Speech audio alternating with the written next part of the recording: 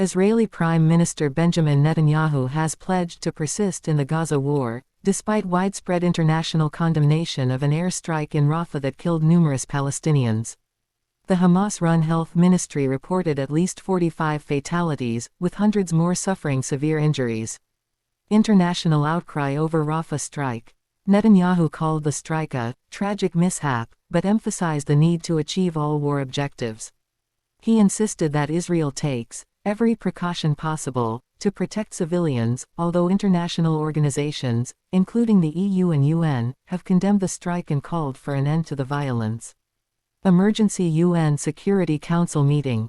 In response to the Rafah strike, the UN Security Council will hold an emergency meeting on Tuesday at Algeria's request.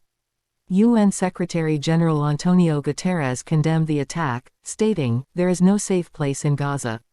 This horror must stop." Israeli military actions and justifications. Netanyahu, speaking in the Israeli parliament, faced interruptions from families of hostages taken by Hamas.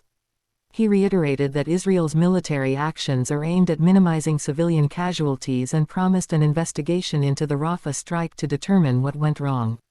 Ongoing military operations. Despite the International Court of Justice ruling to halt the Rafah offensive, Israel continues its military campaign, arguing that the ruling allows for certain operations under international law.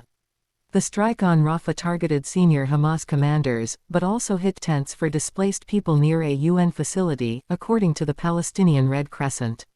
Medical and humanitarian impact. Médecins Sans Frontières reported receiving 28 dead, including women and children, and treating 180 wounded Palestinians. The organization criticized the precision of the strike, highlighting the devastating impact on civilians in what was considered a safe zone.